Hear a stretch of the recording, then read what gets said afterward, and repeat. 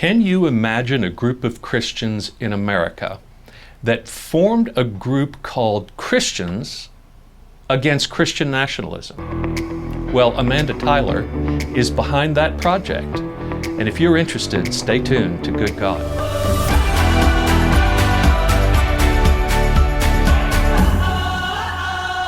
Welcome to Good God, conversations that matter about faith and public life. I'm George Mason, your host, and I'm so pleased to welcome back to the program Amanda Tyler. She is the Executive Director of the Baptist Joint Committee in Washington, D.C., an organization of many Baptist entities and also individuals who help support the work of pursuing religious liberty for all Americans, something that has been a really cardinal virtue of Baptists since the beginning of our time here in America. And Amanda, thank you for your work and welcome back. Oh, thanks so much, George. We're Great so to be happy here to have again. you.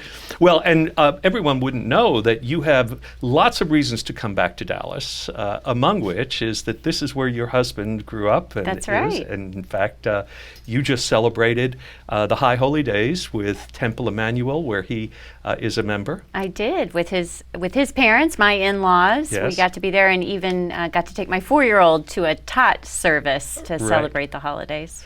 So this is a wonderful way of talking about the fact that one can hold a religious conviction of one's own and hold it dearly and have real convictions about how we look at the world, but we can do so with a kind of generosity toward others who have the same kind of faith convictions that are maybe somewhat different from ours, right? That's You're right. doing it in your own marriage and in your own family, and you're also doing it in your work. Yeah.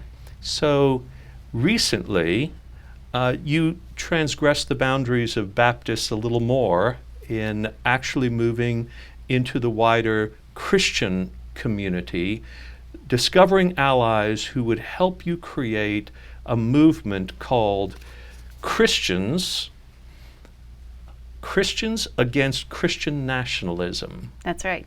Christians Against Christian Nationalism.org, as a matter of fact, if you want to go there. Tell us what was happening out there that gave you fire in your heart about this. Yeah. So this issue of Christian nationalism, it's not new. It's been around in our country.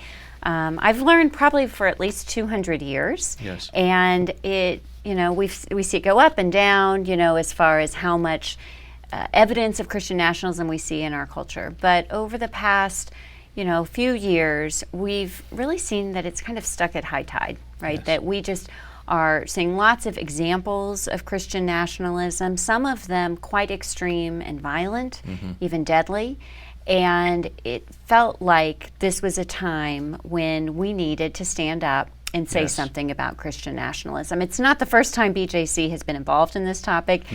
This idea that the United States was created as a, quote, Christian nation has been a myth that just won't die, and in fact seems to be getting even more deeply entrenched in some ways. And for decades, BJC has done some myth busting behind, around that idea.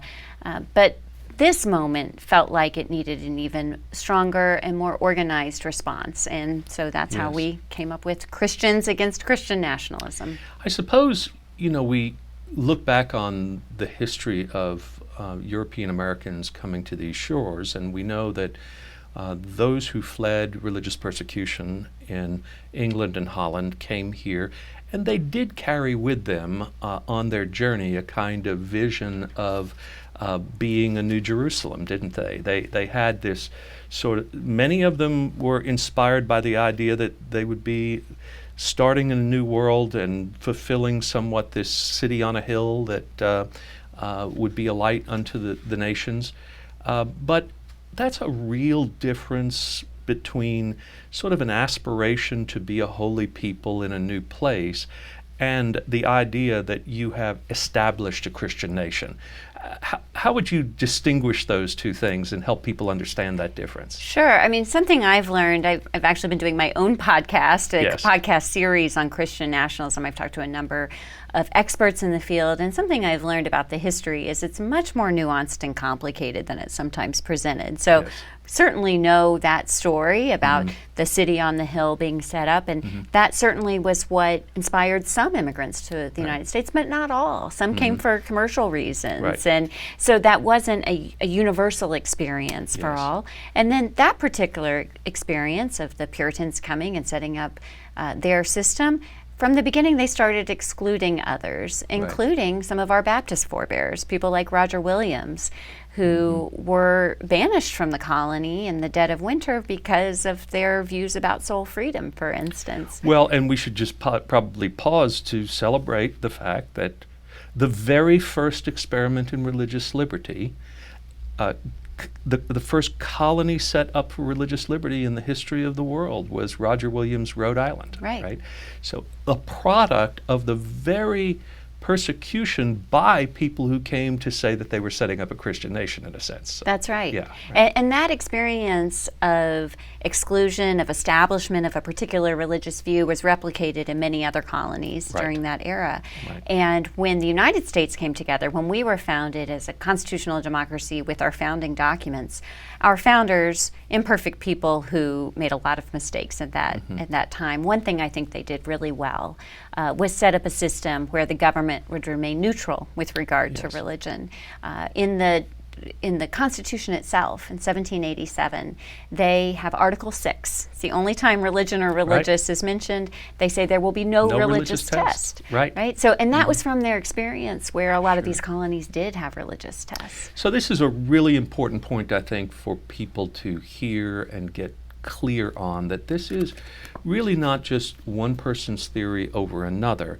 There was a very distinct difference between colonial America and constitutional America. That's right.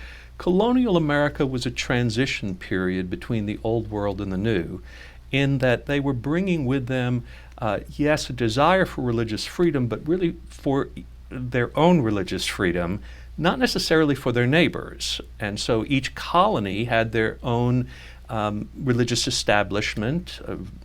You would have the Congregationalists in Massachusetts, and the Catholic Church in Maryland, and the Anglican Church in Virginia, and the Quakers in Pennsylvania, etc.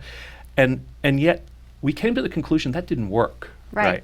That really was not what true religious liberty was. And so the First Amendment to the Constitution added to Article 6 and expanded that, right? And we have a constitutional America that we need to acknowledge is neutral toward religion, not a Christian nation. Right, and that was a very deliberate choice based on the experience of exclusion and based in part on the advocacy of religious dissenters like Baptists. Right. And how that... We never were a colony with That's right. There was no religion. established Baptist colony. So, but the experience of Baptists moved founders like Thomas Jefferson and James Madison, along with the experience of other religious minorities, to be sure that the government, the United States government, the federal government, would remain neutral with regard to religion. So why do you think we have this recurring myth of a Christian nation and a desire to establish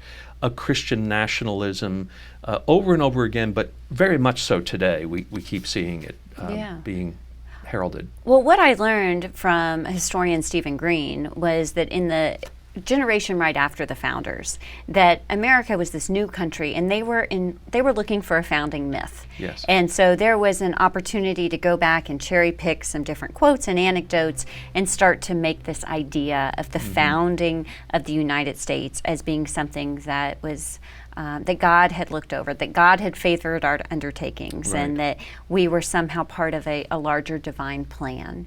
And so it started very early, and then it just got repeated and changed and repeated over time, and it became so deeply entrenched. I think we've seen, after some different World War, in the 1920s, we saw another rise of Christian nationalism. 1950s in the Cold War, we saw a lot of other examples of that.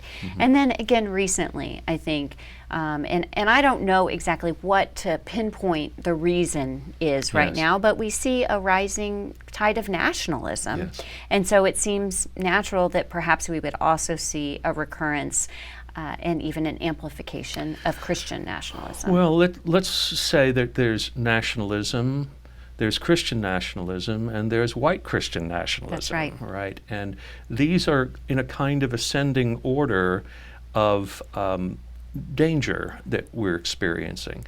I want to go back before we pursue that even more to Stephen Green's idea that we were, the founders, after the founders, they were, this was your language, in pursuit of a founding myth. That's right.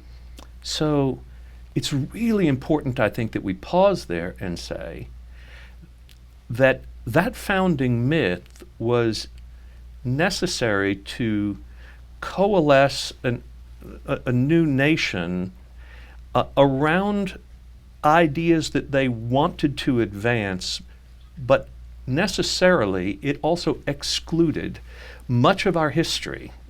So, for instance, Native Americans. That's right. As we begin. So, for instance, the enslaved persons from Africa that were part of our nation at its founding and not part of our nation in terms of who we really were.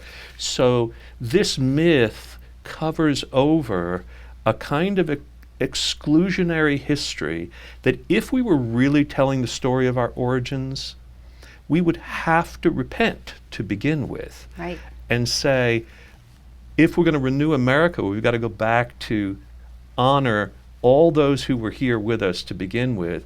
The reinforcing of that myth, though, is in a way continuing to cover over the social disenfranchisement of a lot of people.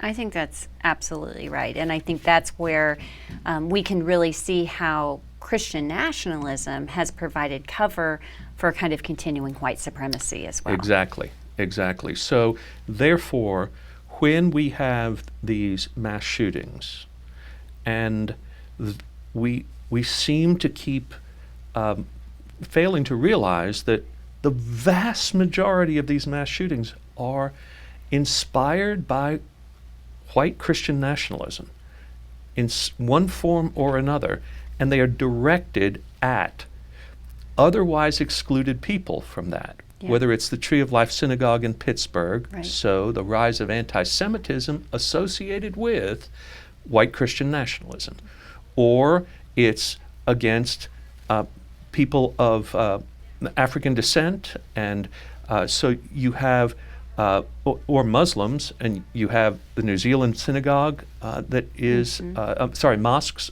the New Zealand mosques that are, people are murdered by someone deliberately claiming this Christian nationalism.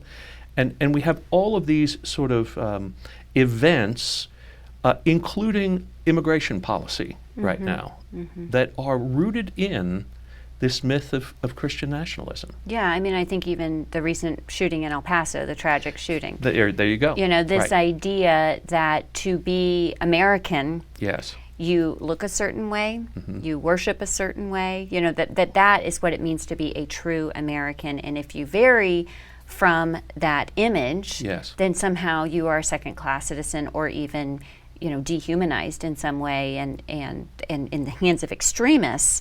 That's where we can see this ideology turn violent and even deadly. So it goes back to a kind of feeling that the most American you can be is to be someone who looks like you and me. Right. And then if we're in charge, we'll be kind and tolerant of others and allow them to do certain things alongside us, which is an incredibly arrogant posture to take to begin with, but it's also not the essence of what it means to be American. That's right. And it's also at odds with true religious liberty. That tolerance is not what freedom is about. And that at our founding, we rejected tolerance in favor of religious freedom. And that means equality, that we are all equally American, regardless of our religious faith, or even if we claim a faith tradition at all. And it seems like what's happening increasingly is we're supposed to pay attention to the feeling of loss that white people are experiencing in an increasingly diverse, pluralistic America, where our neighborhoods look more diverse and all of that. But I think we should at least pause to say, yes, we're experiencing loss, but we're experiencing a loss of something that we actually never should have experienced as privilege. That's right. Exactly. And that's exactly how I talk about it, that what looks like a loss of religious liberty to some is really just a loss of religious privilege. And that, back to our founders, and I point to them because the Christian nationalists often try to point to the founders as setting up something very different. Yes.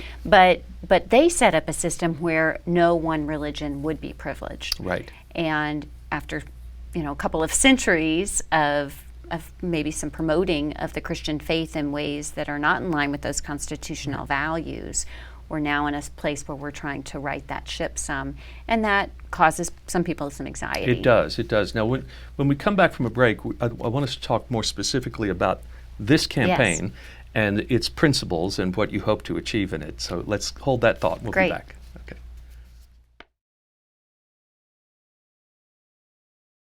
Thank you for continuing to tune in to Good God.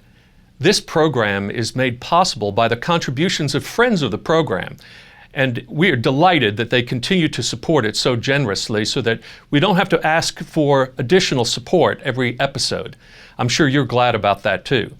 If you'd like to know where else you can tune in to find Good God, whether in a video format or audio, or even to get a transcript of the program, go to www.goodgodproject.com. That's our website, and it's the best place to go to receive an archive of all the previous episodes and to get a new one each week if you'd like. Thanks again for your support. We're back with Amanda Tyler, and she has started this campaign called Christians Against Christian Nationalism. In fact, we did a little video with Baptist Joint Committee, and people like me got in front of the camera and said, I'm a Christian against Christian nationalism. A very effective video. Thank you for being part of that. Matter of fact. Well, anyway, thank you for asking. But tell me what it stands for. What are the guiding principles of this? And we'll start there. Sure. So, as we've been discussing, Christian nationalism is such an insidious ideology in our culture. And so we felt like we needed to find some place to start. And we thought, in order to start having conversations about this, about really understanding more about what Christian nationalism is, how it shows up in our society, and how we can start to question some of these assumptions that underlie this ideology, a good place to start would be a statement of unifying principles. Things that kind of get above the culture war noise, that to just start conversations. Can we agree at least on these bedrock principles? Okay, so what are some of them? Yeah, so we have a list of 7 unifying principles, and the first one is people of all faiths and none have the right and responsibility to engage constructively in the public square. So right off the bat, we're kind of combating that argument we sometimes hear that the separation of church and state means that we're trying to kick people out of the public square. Yes. And in fact, quite the opposite. Religion is flourishing in America and it flourishes in the public square, and we want to protect it. And part of that is making sure that government doesn't advance religion or inhibit it. And we also think that people of all faiths and none have a right to be in the public square. Too often, sometimes, especially when it comes to Christian nationalism, we sometimes hear Christian voices who are promoting, I think, Christian nationalism and its ideology. We think it's important that Christians, and more authentic picture of Christian faith, to show Christians who are concerned about Christian nationalism. And it would probably be interesting to people to know that nearly 100 years ago, on the steps of the Capitol building in Washington, D.C., let me be very clear about this. The pastor of the First Baptist Church of Dallas, Texas, articulated this very principle, all faiths or none. right. are invited into the public square to bring their faith, and that religious liberty should be accorded to all of them in that way.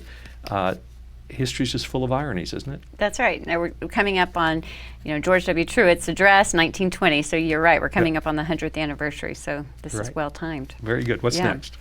Patriotism does not require us to minimize our religious convictions. Good. So for one here, we're trying to differentiate between patriotism and nationalism. Right. And this idea that to be a patriot does not mean to pledge blind allegiance to the country. Right. It also doesn't ask us to merge our faith with our allegiance to our country in such a way that really causes us to minimize our faith in some ways. Because a government-sponsored faith is going to water it down. It's going to find some of those truths of Christianity to be inconvenient to the status quo. Right. Oh, we could do this all day on that subject. What's next? Yeah. Conflating religious authority with political authority is idolatrous and often leads to oppression of minority and other marginalized groups, as well as the spiritual impoverishment of religion. Yes. Which makes the further point that as government gets involved in religion, it impoverishes religion. It doesn't necessarily advance the aims of religion. It tends to get, religion gets co-opted, doesn't it?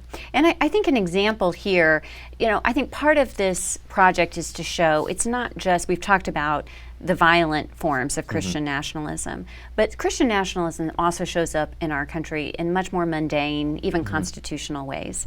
And so we've seen these bills sweeping the country that would mandate the posting of "In God We Trust" in public schools. And we saw some of these signs going up in the schools this year, and it's totally out of context. So a child walks into their school, first day of school this year, and they just see "In God We Trust" on the wall. What does that show? How totally out of context that is, how it really can mix up, again, our allegiances and mix up God and Caesar in a way that Jesus preached against. Well, this is also part, I think we should just be honest and say, the wall builders movement and the Christian nationalist movement has a very deliberate strategy, and one stage of it is this posting of "In God We Trust" on public school campuses, so that provocatively they move the conversation that direction, and certain assumptions take place. But I think a lot of people just grew up with "In God We Trust," and they don't realize the historical context in which that came to be a motto, not the motto, but a motto of the United States.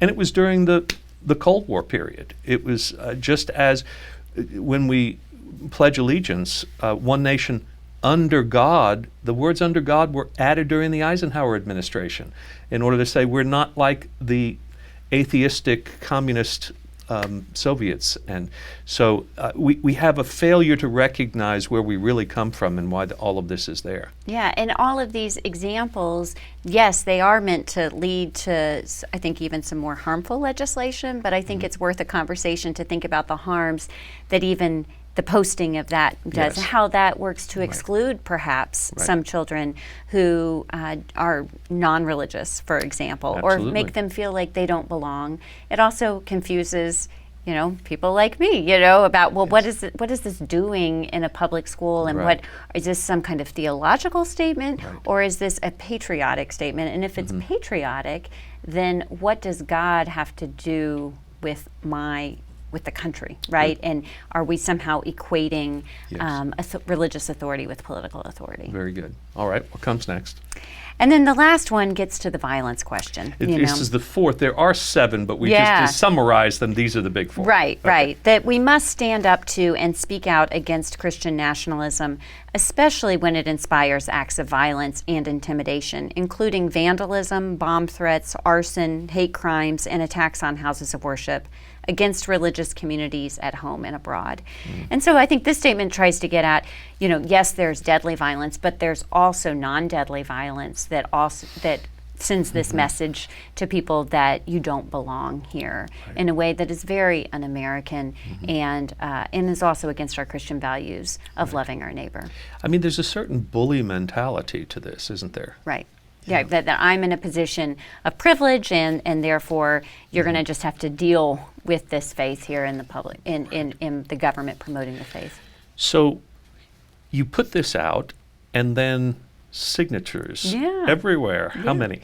10,000 in the first 10 days. Wow. And so we just saw kind of that we knew we had struck a chord here when this launched in late summer. And it's open to anyone who self-identifies as a Christian to sign. It's also an open sourced public document. So when you sign, and we're very clear about this when you go to the website, Christians Against Christian Nationalism.org, that your name, your city and state, and however you want to identify religiously, whether it's a house of worship or denomination, that's going to be publicly publicly put on the website. So they can do that. People can Yes. do it. Okay. Go to the website, and once again, it's Christians Against Christian Nationalism.org. If you can type that much out That's right. to do it.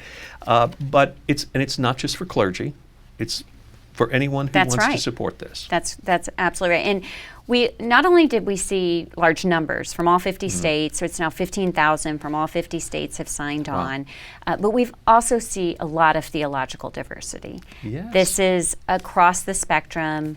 I think more than 6 dozen different denominations have already signed that we Good. can just see because they've given us this information when they've signed up. Great. So this can't be dismissed as just a quote left-leaning project, and that was what our goal was too, because again, these are such unifying principles. We know that this reflects a great number of Christians, and we hope that this number continues to grow, that we can provide a witness to our neighbors and provide an opportunity to go on record. So there's about this. education there for someone Yeah. who goes to the website and can really begin to think through the implications of these things.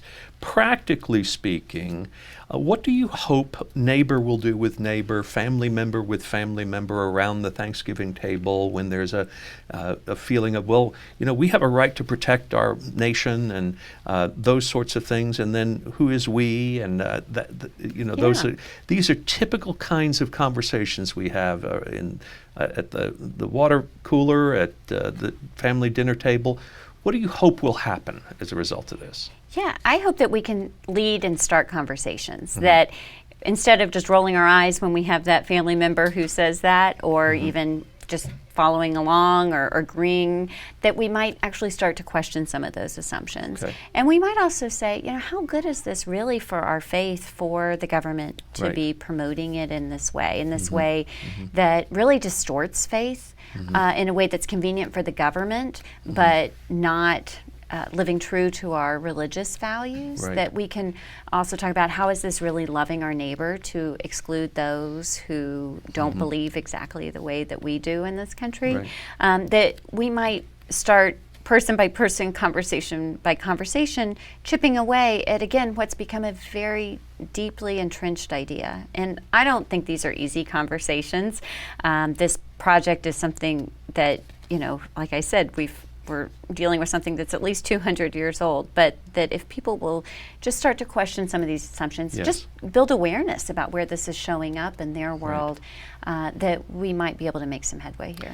Well, I think the other thing I would hope people would begin to do is to take initiative to have friendships with people of other faiths and other ethnicities, so that they can hear the common aspirations we have in this country, and the willingness for people who have felt, excluded, to see how hard they work to support our country and to be patriotic and to Right. serve and to promote the values of America and to gain a status that should be simply theirs by virtue of their right as citizens. Exactly. And yet they are still working hard to achieve it in terms of the respect of their neighbors. Yeah. And it shouldn't have to be that way. Yeah, and I do want to point out, this is Christians Against Christian Nationalism. Right. When we first approached this project, we thought it might be an interfaith initiative. You know, People of Faith Against Christian Nationalism. Right. But talking with our Jewish and Muslim coalition partners, they really said, you know, we don't feel the same level of comfort as you do in calling out Christian nationalism. Right. We think this is a great project, but this isn't really our place to call out other Christians. And that meant a lot to me, and it also showed, again, that we have a level of status and privilege to even be able to be so bold as to take on this campaign. I was in a room the other night in the mayor's office with some African American pastors as we were preparing for the verdict in the Amber Geiger trial, and the both of Jean, as you know, was murdered by this Dallas police officer. And as I began to say some things that were resonating with these black pastors, one of them sort of stopped me and said, "Would you promise to say that outside this room? Yeah. Would you please? We need you to say those things and to do it publicly." And what you could hear was this very thing that you hear from other religions is those of us who have privilege, whether white or Christian or what. Or both. Or both, and doubly so if both. A lot of people are depending upon us to live up to the values that we encoded in that Constitution. All of us That's right. did.